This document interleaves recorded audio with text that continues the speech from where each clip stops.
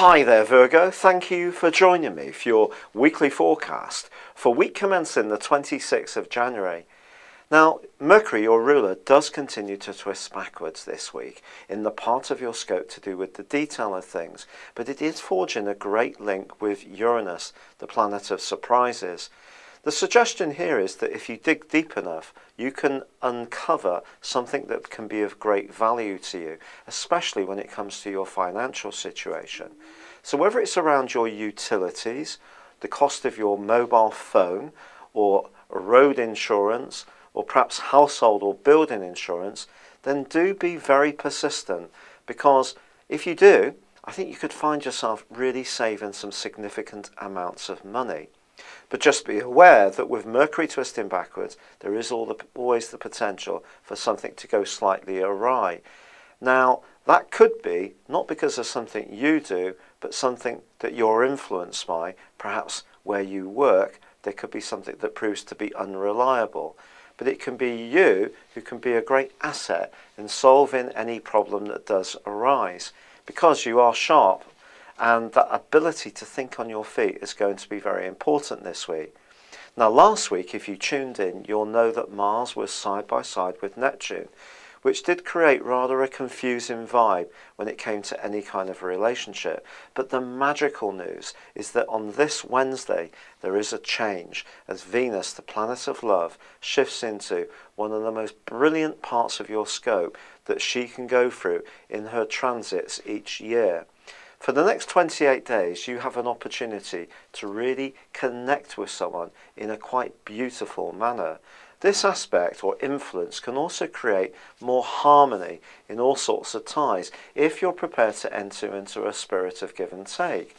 And perhaps what Venus is saying to you as well, in conjunction with the other influences that are ongoing, is don't be too much of a perfectionist when it comes to your expectations of other people.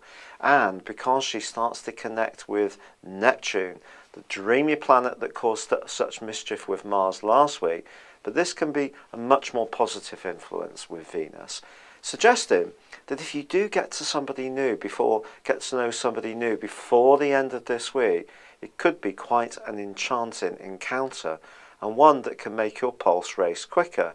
Now, whether it's going to be the love of your life is another matter. That's a big ask. But it could be someone you find to be very sweet, very enjoyable to be with, and you can exchange a very pleasant period of time. However, there is a quarter moon on Tuesday, which provides a backdrop for the rest of the week, which suggests don't try too hard.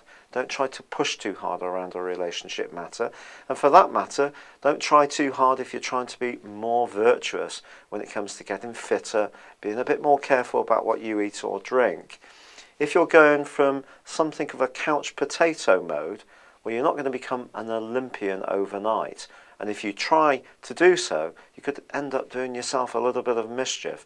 So patience is going to be important. What you can do, as with Mercury in the latter part of this week, is use your ability to hunt around, research information, to actually find out quite a lot more about the type of foods or the type of things that you like consuming.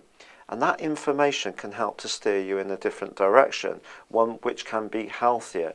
In fact, your knowledge can take a huge jump forwards right at the end of this week as the Sun combines with Uranus. And what you learn can be very beneficial in lots of different ways to you, but you need to be open to the possibility of thinking outside of what you know at the present time. It's been a real pleasure being with you. Thank you for joining me. Good luck and goodbye for now.